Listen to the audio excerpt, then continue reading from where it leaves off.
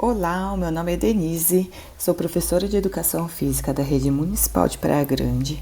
Ingressei neste ano de 2025 na turma 6 do PROEF, Unesp Campus Bauru, e hoje vou apresentar o mapa conceitual que é referente à avaliação nacional da disciplina D01, Problemática de Educação Física.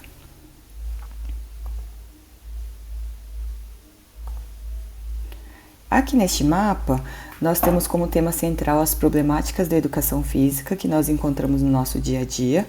E nessa disciplina nós discutimos sobre alguns temas subjacentes, que são as atuações pedagógicas, a relação da teoria e prática, aspectos legais da educação física escolar, o afastamento e a indisciplina, o gênero na educação física escolar, o esporte na educação física escolar e, por fim, os temas geradores. O primeiro tópico, atuações docentes, ele pode ser dividido em três, sendo elas as práticas tradicionais, que valorizam os esportes, as técnicas do movimento, a exclusão dos menos habilidosos e a competição. Além disso, essas aulas são predominantemente práticas, ou seja, não existe nenhum momento de reflexão durante as aulas. Já o abandono do trabalho docente, ou o desinvestimento pedagógico, ou o rola-bola, ele se caracteriza por ser uma aula onde os alunos são livres para escolher a própria atividade e cabe ao professor apenas administrar o material esportivo. Então, nesse caso, não há qualquer tipo de planejamento pedagógico. E quais seriam os principais motivos para que esse professor adote essa prática? Aqui podemos citar a falta de materiais, os baixos salários, a quantidade de alunos por turma, a alta carga horária de trabalho e também a dificuldade em ministrar alguns conteúdos específicos da nossa disciplina. Todos esses fatores levam à desmotivação do professor com seu trabalho e esse tipo de atuação leva à desvalorização da nossa área, nos deixando à margem das outras disciplinas. Por outro lado, nós temos as práticas inovadoras que vão na contramão das outras práticas, desenvolvendo aulas não mais exclusivamente sobre os esportes, mas com conteúdos diversificados e ações mais reflexivas. Aqui nós já podemos fazer a ligação com o segundo tópico, que fala sobre a relação teoria e prática, que é tão discutida na nossa área de educação física. Alguns defendem apenas a prática, outros defendem apenas a teoria e muitos acreditam no equilíbrio entre os dois.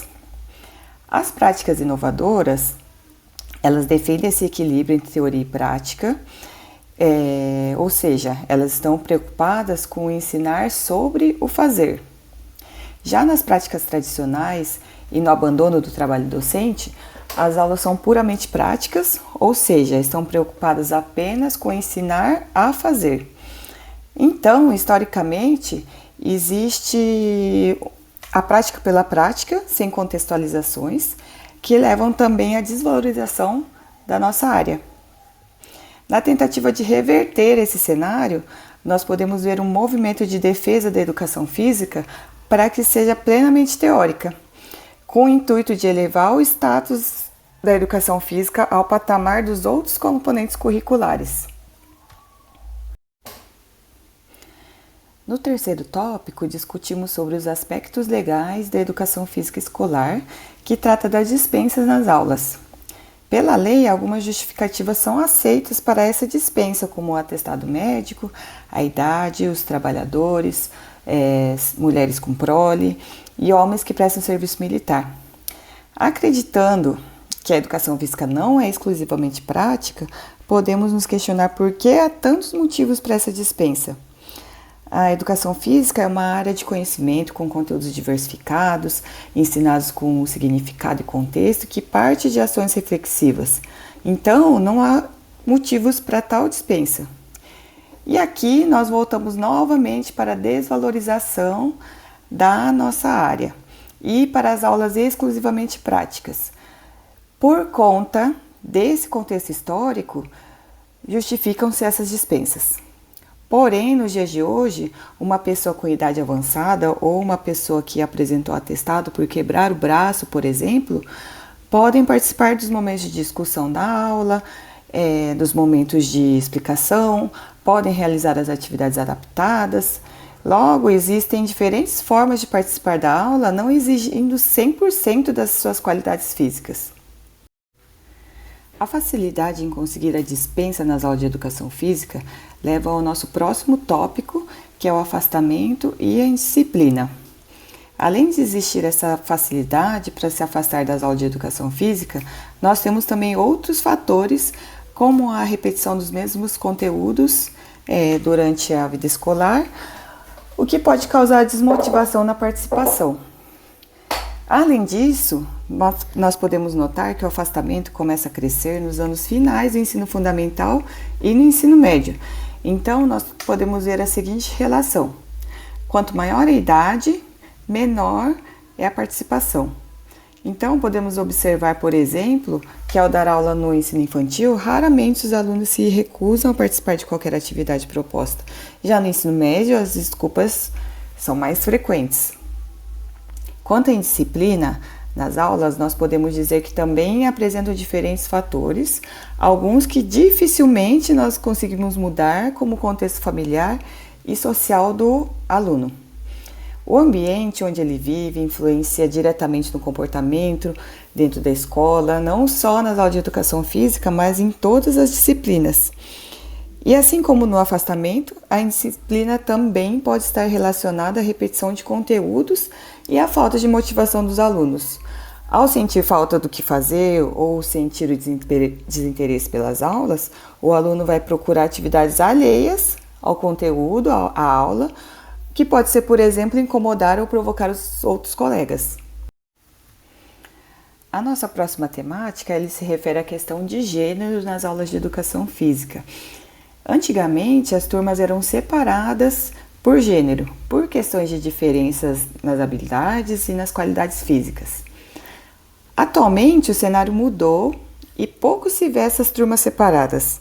Hoje, as turmas mistas já fazem parte do nosso cotidiano. Porém, ainda sofremos com alguns problemas de preconceito e exclusão. Infelizmente, ainda ouvimos falas carregadas de preconceito, como futebol é esporte de menino ou dança é coisa de menina. Ocorrem também os momentos de exclusão, principalmente das meninas, que são vistas como mais frágeis e menos habilidosas.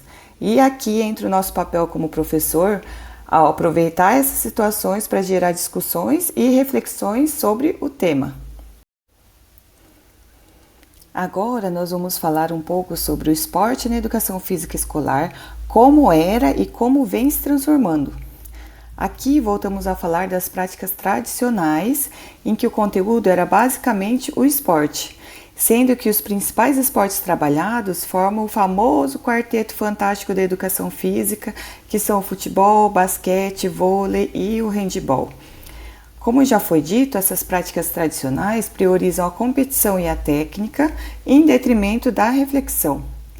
Então, por outro lado, surgiram as abordagens pedagógicas renovadoras, que se contrapõem aos pressupostos das práticas tradicionais.